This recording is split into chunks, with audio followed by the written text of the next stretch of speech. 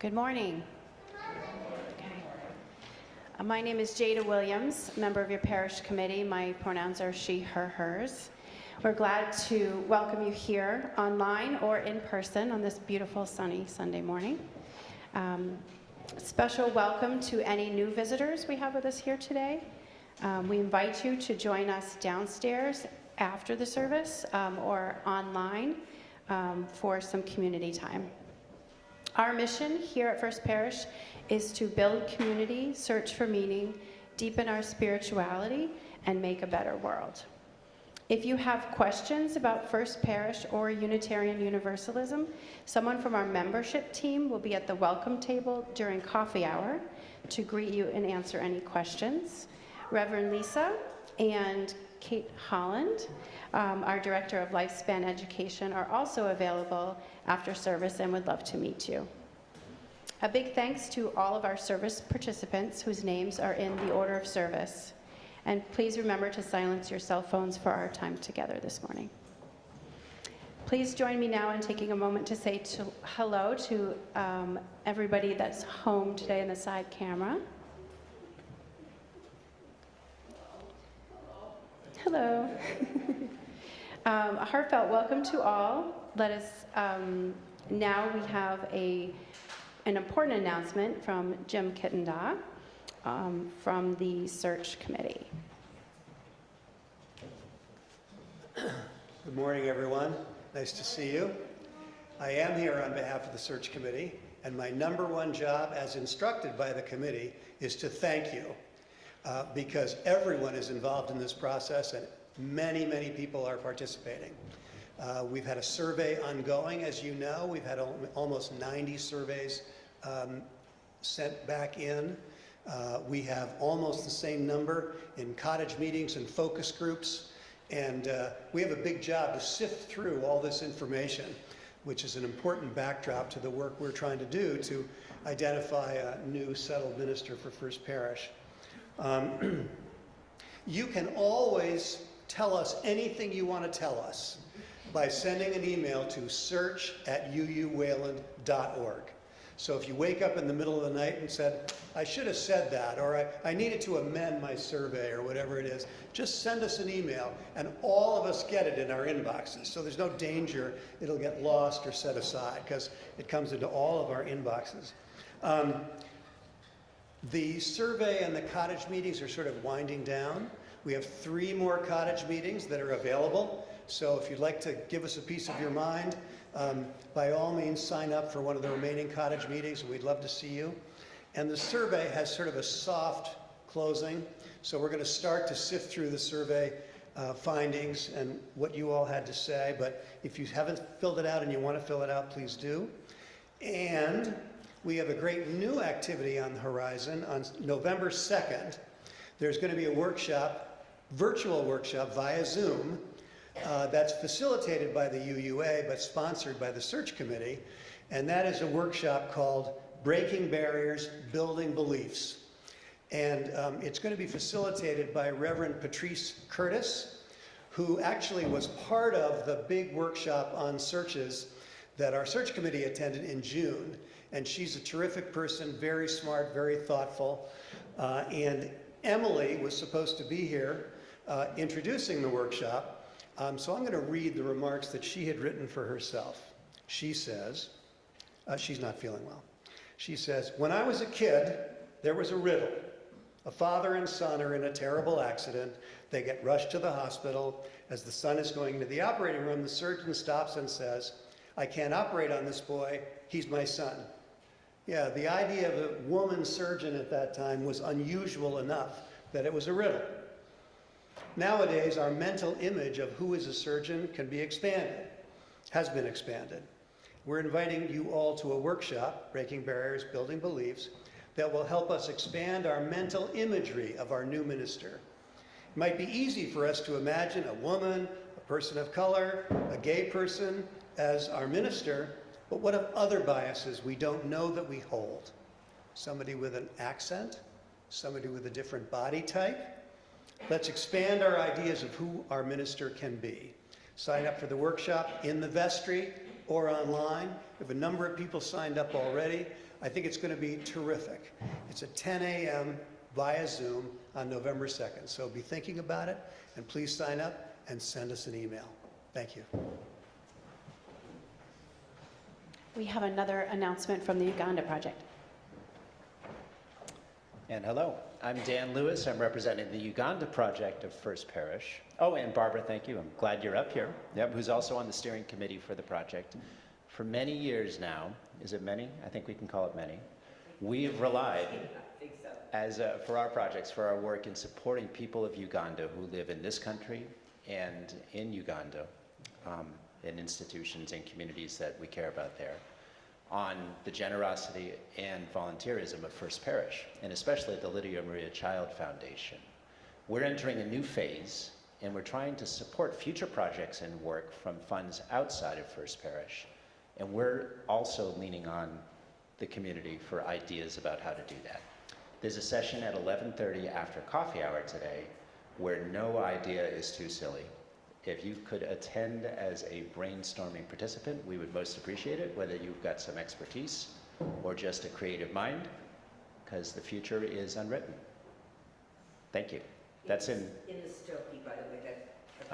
We misprinted where it's going to take place. It's in the Stokey Library at 11:30. Refreshments will be served, but bring your coffee. Thank you. Let us now turn our hearts and minds to worship. The Sambuco family will now light the chalice.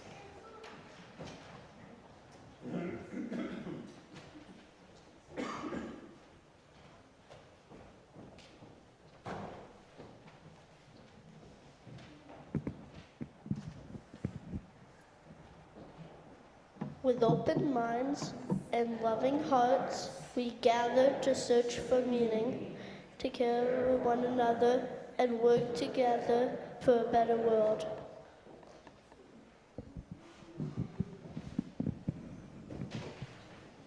Great job, guys. Good morning. I am Kate Holland, the Director of Lifespan Education here at First Parish.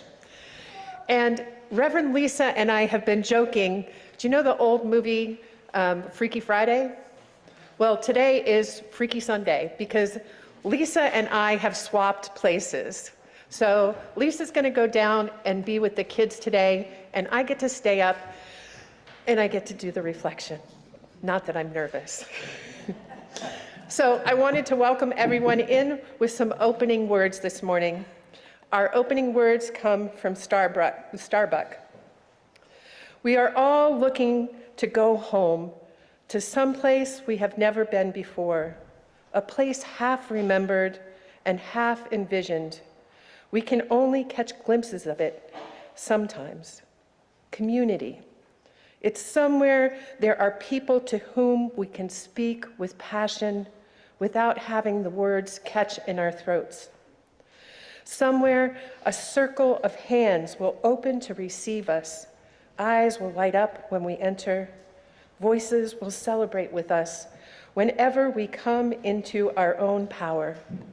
Community means strength to join our strengths to do the work that needs to be done.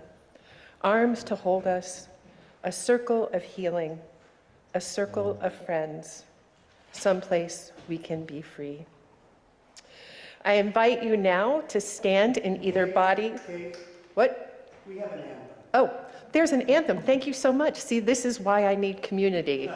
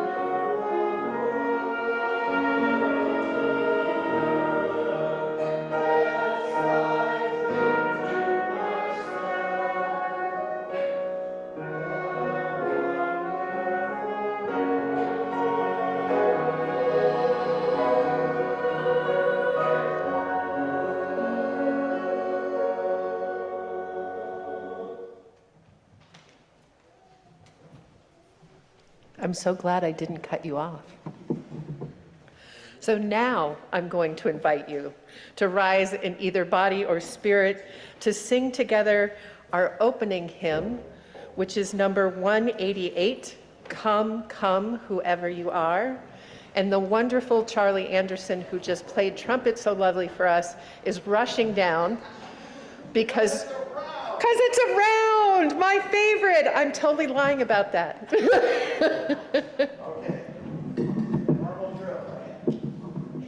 First, second, third, fourth. Holly will play it through once.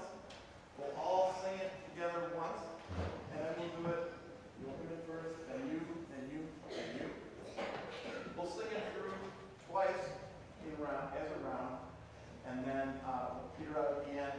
For extra credit, you can repeat the last line until everybody's done. All right.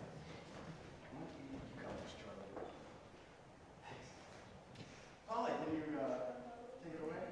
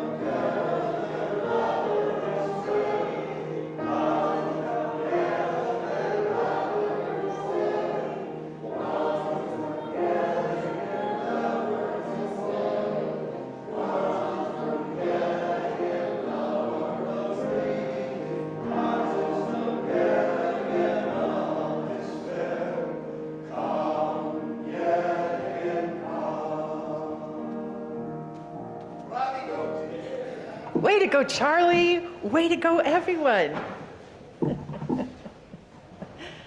Good morning, everyone.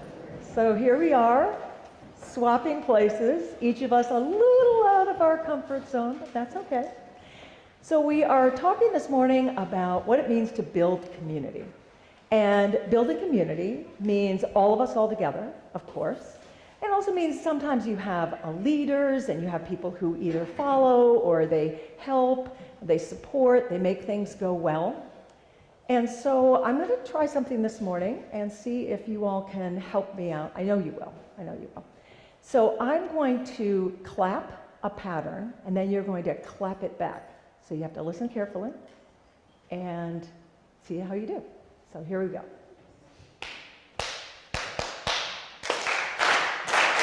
Excellent. Let's try another one.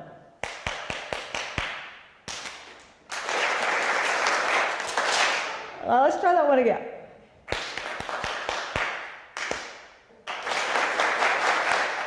Excellent. That was great. So now I'd like a volunteer. And since my hair is kind of gray, how about I have someone up here who also has grayish hair? Anyone? You can do this. We can all do this. Thank you. This is audience participation this morning. That's right. That's what community is all about. Thank you, Dan. Just clap a pattern and we'll follow you.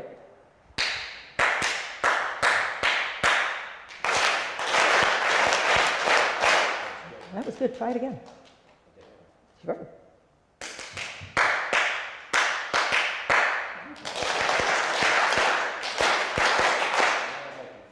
That was great. Thank you. How about somebody who doesn't have gray hair? Yes, please. All right, Luca. Give us a pattern. How about another one? Excellent, excellent. Another volunteer? Yes, please. It's fun to be the leader.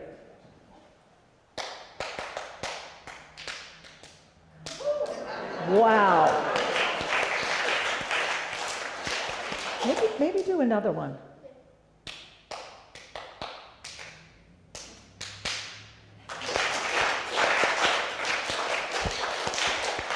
How did they do? Pretty good. Okay, that's right. Another volunteer? Anybody? Somebody with glasses? No? All right, okay. Well, this is the thing about community is some people love to get up and take the lead and kind of show what they can do. And other people like to sit back and kind of follow along, but we have to have both. We have to have the leaders, we have to have the followers, we have to have people who can listen to each other really carefully and know what the pattern is and understand that and maybe even teach that to other people. All of that is what community means. All of that is what community is all about. So, in a couple of minutes, I'm going to go downstairs with the children. Kate's going to stay here. And before I go, we're going to sing that new song that we've been singing. And the way we've been singing it is Gaudeamus, Gaudeamus, Gaudeamus, Hodie. Gaudeamus, Gaudeamus, Hodie. Let's sing that all together once. Gaudeamus, Gaudeamus, Gaudeamus, Hodie. Gaudeamus, Gaudeamus, Hodie. You might be scratching your head and thinking, now, what did that mean again? Because we did teach that once. And we say what it means is, let's be joyful, let's be joyful, let's be joyful every day.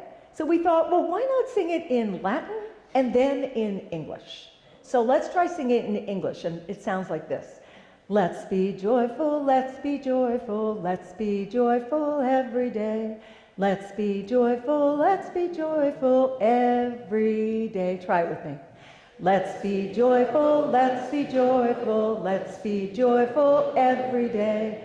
Let's be joyful every day. Great job. So now we'll start off again with Polly. I don't know if I was in the right key there, Polly, but you'll get it right for us. And we'll start with Gaudeamus. And the children will come with me.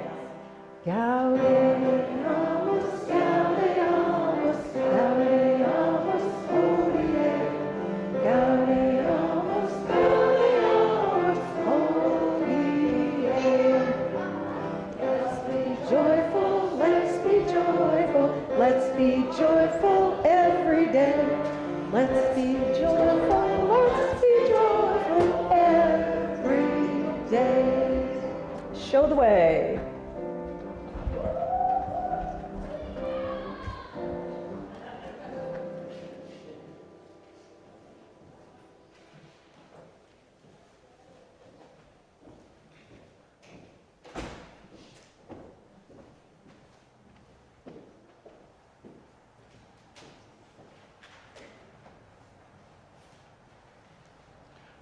I'm Malcolm Astley. Is that working? The color purple has come to be seen as a symbol of compassion and courage. Over the past 7 years, up to 18 civic and religious buildings have come to be lit in purple each year with the help of Keys, Rosen, and Washek Electric Services. During the month of October in Wayland and surrounding communities to help build awareness about intimate partner violence and to support action for understanding and prevention, for support of the victims, and for creation and just application of related laws. Purchase of the lighting equipment and funding for installations has been provided over the past 7 years by individual building occupants, by the church's Lydia Maria Child Fund for Social Action, by the Sudbury Wayland Lincoln Domestic Violence Roundtable, and the Lauren Dunn Estlin Memorial Fund, established through the Jakes family and many other community members within weeks of Lauren's murder in 2011. This year's Community Vigil for the Cause is organized by the noted associations and the Interfaith Leaders Association, and is held in remembrance of the related fatalities each year in our country and region. The vigil this year will be held on Tuesday, October 9th at the Sudbury Methodist Church at 7 p.m., and you're invited to join us to keep the movement alive, to bring the violence and pain to light, to remember the 2 to 3 fatality victims each day in our country, and I hope you'll pass that statistic on to your acquaintances, mainly girls and women, 19 in Massachusetts this year, and to understand and prevent the violence. This morning's offering will go to the round table, which for nearly 30 years now has brought attention to the violent injustices carried out in all communities and slowly receiving attention through education and prevention. There are 20 to 40 restraining orders in place at any given time in Wayland and other towns like it. The offering we give each week is a symbol of our commitment to this community and to the free faith of this church. You may place your offering or orange card in your pew in the plate as it comes around, or give by text or online. The giving instructions are in your order of service. We give and receive your offerings greatly with appreciation for our community and all that sustains us. If you're here for the first time, please let the plate pass you by. You are our guest. The offering will now be given and gratefully received.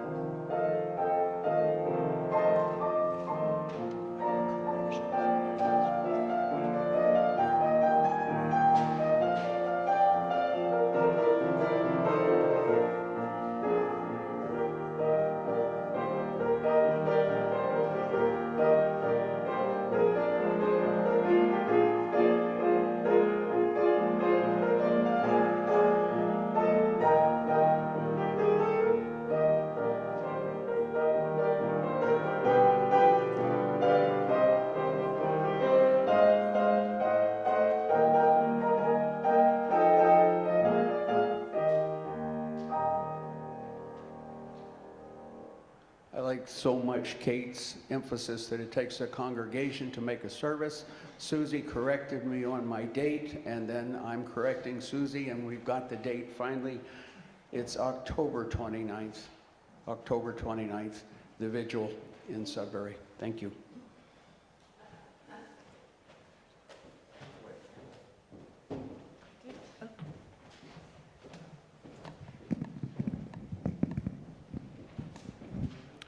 Good morning. My name is Eric Felton. My pronouns are he, him, his. I am a lay minister of this congregation. This is the time in the service we set aside to acknowledge our joys and sorrows that we all hold. In both our sharing and our witness, we affirm our covenant to care for one another. Each Sunday, we light a vigil candle in recognition of the pain and suffering being experienced in the world due to ongoing war and violence. May this small act help us unite in our prayer for the end of all suffering. If you have a personal joy or sorrow that you'd like to share, please feel welcome to come forward now or raise your hand and I will bring you the microphone. For those of you online, please enter your joy or sorrow into chat and I will read it for you.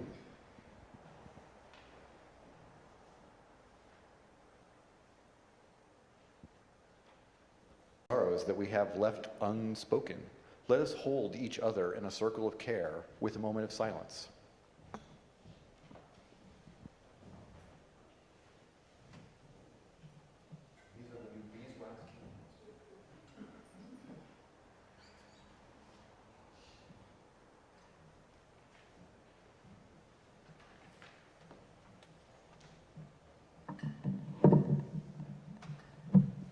Please remain seated and quietly sing Spirit of Life. Nope, No, nope, no. nope. Good try. No. This is why we need community, right? It's a Sunday where we reaffirm that in everything that we do today. So I actually get to lead us in a centering moment.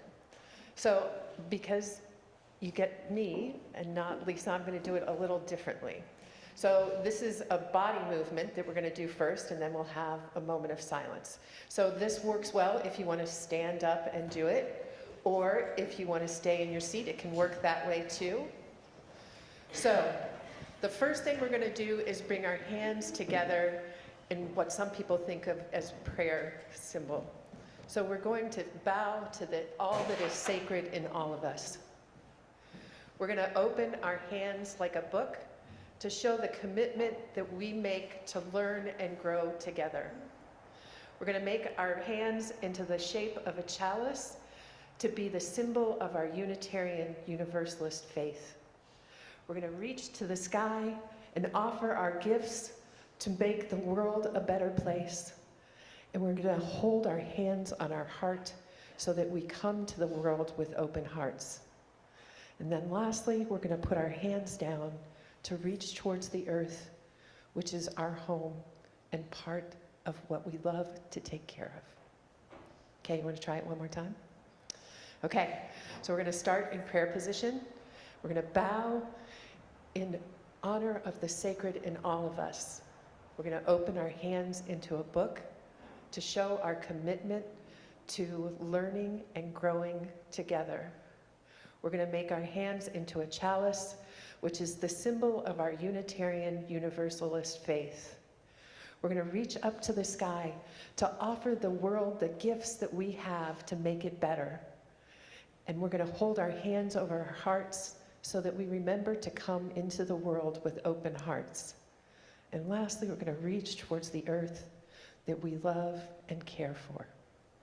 Okay, you can have a seat, and we're going to have a moment of silence.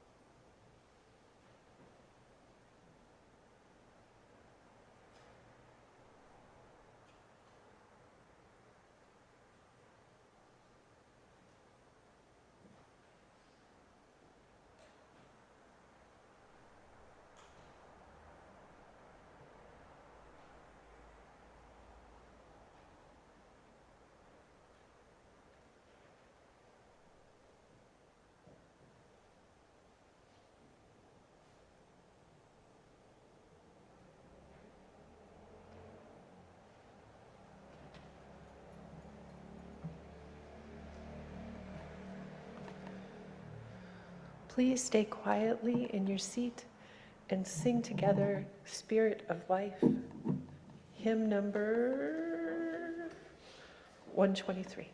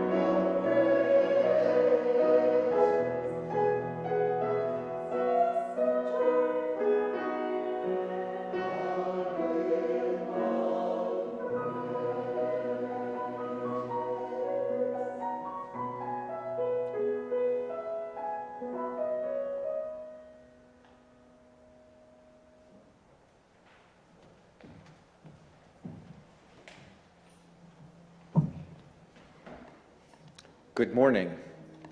For the record, I too am out of my comfort zone.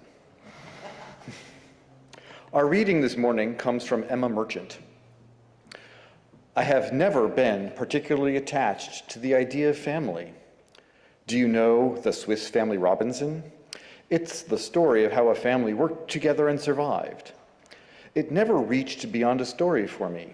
It never occurred to me that some people actually felt this way towards their bloodline, that the lineage was sacred. To me, it always seemed that blood could be spilled. I have always felt that when people identify family as something important and universal, what they are truly addressing is unconditional love. This is not to say that I hate the idea of family, but I've always been more enchanted by the idea of chosen family. The thought that we are each making a choice to be here in this family, in this community, is powerful. We have actively chosen to come and be here. I'm not stuck with you because you're my cousin and I'm not allowed to be rude. I could leave if I wanted to, but I don't because of the way that we have each nurtured this community. I choose to be stuck with you for better or for worse. And we have continuously made this choice over and over again. Every time we attend worship, every time we donate our time and energy, every time we clasp hands in meditation is a promise. I am here for you. The DNA of this community may be metaphorical, but it exists within me. The words covenant and right relation are second nature, placed on my tongue almost since birth. But they are words I have chosen to bring into my life. My heart beats with the blood of this church, pounding out, I choose you, I am here.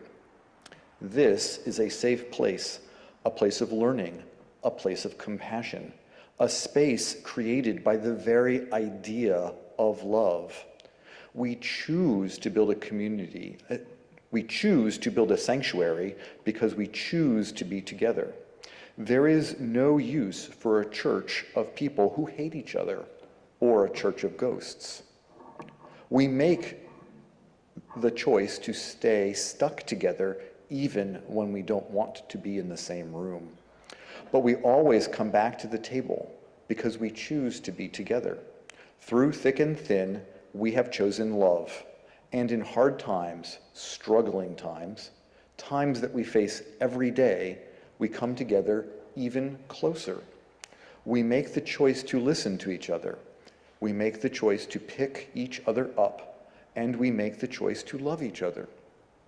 We have built this community with our commitment to that love. We all have many different reasons for being here, but I like to think that we all have one common reason for being here: love.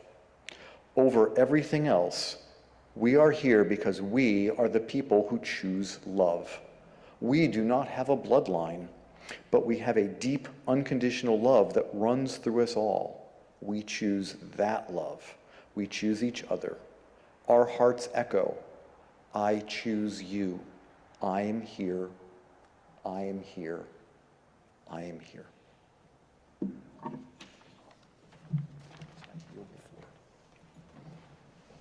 Thank you, Eric, for stepping out of your comfort zone. Okay, deep breath. This is out of my comfort zone, too. So this morning, I thought I would talk to you about my experiences and stories of being part of a church community and the impact that it has had on myself and on my family.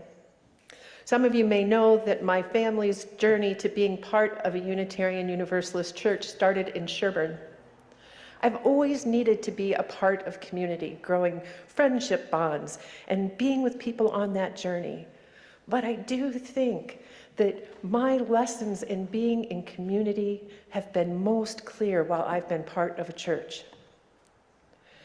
When I started to visit Sherburne with my family, one of the first things that happened to us was we got a phone call from then interim minister Deborah Pope Lance. Deborah called and said she had noticed that we had come to visit the church. And she said, "Did we know there was a game night coming up? And you got a bunch of kids, so I definitely think you should come." Well, I personally grew up Catholic, and when the minister or the priest calls you and tells you you're supposed to do something, you do it. And I was still Catholic enough that that still held true. So we went off to game night. My son Jack has memories of playing games with Deborah that night and how much fun he had. It was an important step for my family to become part of that community. We were invited in. My husband and I knew that we were welcomed, but even more than that, we knew our children were welcomed as well. So much so that the minister took the time to play games with my kids and to make connections. Another person that we connected in the Sherburne Church was a woman named Tinky. Tinky was great, and at the time, she was the person that if you were sick, she'd give you a call, and if you couldn't come to church anymore, she would give you a visit. So at one point in my time in Sherburne, I got sick and needed some meals while we recovered. And Tinky just happened to be out of the country at the time. But the congregation took up the torch. We were delivered so many wonderful meals. But when Tinky came back, I got a somewhat angry voicemail. And she said to me, "How dare you be sick while I was gone? I am only forgiving you because I know that people took such good care of you." Sunday morning classes became really important to my kids. They had friends that they were excited to see on a Sunday morning, kids that they laughed with, that they learned with, and sometimes they misbehaved with. But not only did my kids make those bonds with the other kids that were their peers, but they made the bonds with the adults that came to teach in their classrooms.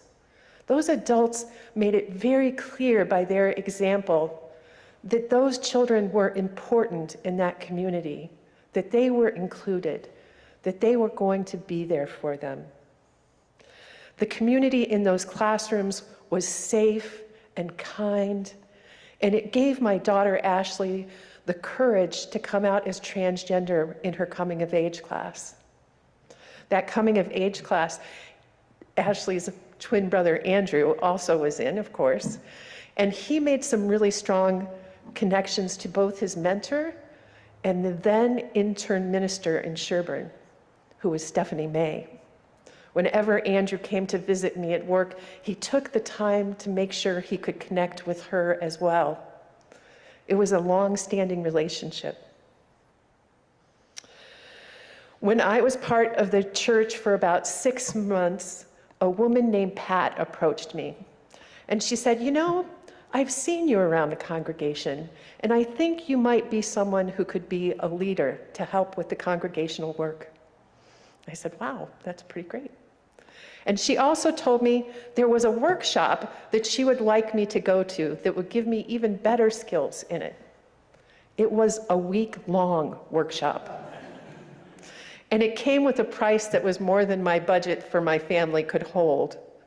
But Pat was undaunted. She went through the church budget and found the money to make sure I could afford to go to the conference. And she went above and beyond, and she convinced my husband that a week alone with my 4 children would be fun. Not sure how much that stood up. So when my daughter Jocelyn went into high school, Jocelyn had a mental health crisis. She spent a lot of time in her high school years going in and out of hospitals and spending a lot of time under a blanket on the couch in my office. My daughter was in crisis, so was my whole family. During that time, Tinky would write my daughter Jocelyn letters while she was in the hospital. She would write her to tell her that she was thinking of her. She would tell her that she wanted to see her soon. She even sent her a crystal to put in her window so she would have rainbows to make her day brighter. Tinky also thought of the rest of our family too. And I would get calls from Tinky who would say, "Kate, I have 2 loaves of fresh bread and they're still warm. Come pick them up and take them to your family." Tinky bread became a delicacy in my house. And we started many moments with Tinky toast. Over the years, our community showed us that we were seen in all of those moments in our lives, that we were loved and cared for. But mostly, I think I saw the strength in that community because people showed up. They showed up to sit in pews next to me. They showed up to sing the choir, in the choir that I enjoyed. They showed up to teach a Sunday class for the kids. They showed up to make bread and meals when you needed them. And they showed up to write notes when you needed them very most. Church community is one of those rare places where we still come together in intentional, multi-generational community. I think that we aspire in that time to accept people wherever they are on their journey. And I think that's one of the reasons that I often say being in community is my spiritual practice. Now, it'll come as a surprise to everyone, but sometimes it's difficult to be in a group of people. Sometimes people have opinions, and sometimes they're opinions you agree with or you don't agree with. Sometimes people do things in ways that just, you have no idea why they do it. And sometimes people have life experiences that are different from your own, and you may not understand. So how do we navigate those waters of being in community in our differences? For me, I think that what I do first is I bring my faith to the table. Being in intentional community gives me the opportunity to bring love to the center of what I do. While we were looking at Article 2, there were a lot of opinions and disagreements, but in those changes, I think the one thing from that Article 2 revisions that's really resonated with me is having love at the center. It's where my faith feels strongest. When my daughter Jocelyn was struggling with her bipolar, I spent a lot of time on the phone with our insurance company. If you have ever called a helpline in your life, you know what it's like. It takes forever for your phone call to be answered. You're bumped around from person to person to person who doesn't know how to answer your question. It can be maddening. But I remember when I started that journey that I had a moment where I sat down and I took a deep breath. And I said to myself, I am going to love these people, no matter how difficult they are, no matter how angry I feel. I am going to come with love into this moment with them until we can kindly find the answers together. It's something I hope that I have carried through the rest of my life. So, as a spiritual practice of being in community and bringing that love all the time, do you think I do it perfectly all the time? My daughter Ashley's in there for me. She's shaking her head. Yes, you do, Mom. But really, no, I absolutely don't. Spiritual practices are just that. They are practices. Sometimes it is messy, and sometimes it is difficult. Sometimes we don't get it right. But the hope is that sometimes we do get it right along our journey. Living in community can be difficult. And for me, I think living in a church community can be the most difficult community to live in. I think we come to a church with some big aspirations of what we want from this community. We want to find our spiritual selves. We want to discuss and think about our values. We want to find ways to bring them into the world. Those are pretty big expectations. And sometimes we don't get them right. But still, we continue to come and show up. And that, to me, is an amazing gift, that we continue to show up. While my role in churches has changed from being a congregant to working inside of a church, I think that I do hope that I bring the lessons from all of these things with me into my work. I hope that it shows through in how I act when I'm with kids, how I act when I'm with adults. And in all of them, no matter what my role is, I love the words that we had in our reading by Emma Merchant. And they say, "My heart beats with the blood of this church, pounding out, I choose you, I'm here." Blessed be. Kate Simbigo, will you extinguish our chalice for us? We extinguish this flame, but not the light of truth, the warmth of community, or the fire of commitment. These we carry in our hearts out into the world until we are fed again. Please stand in body or spirit to sing our closing hymn, number 12, "We'll Build a World."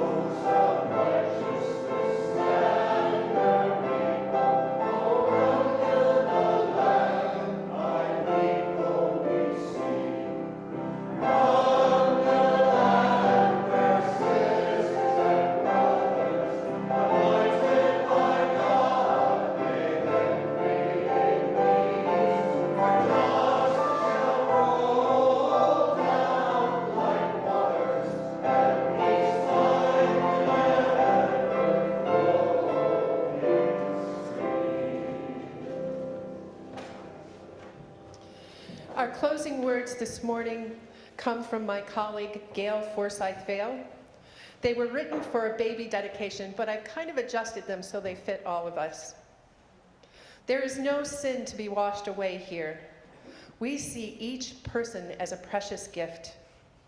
May we be worthy guardians of each of us, building community where each of us will grow old, embraced by love, surrounded by beauty, and cradled in the arms of peace. Amen.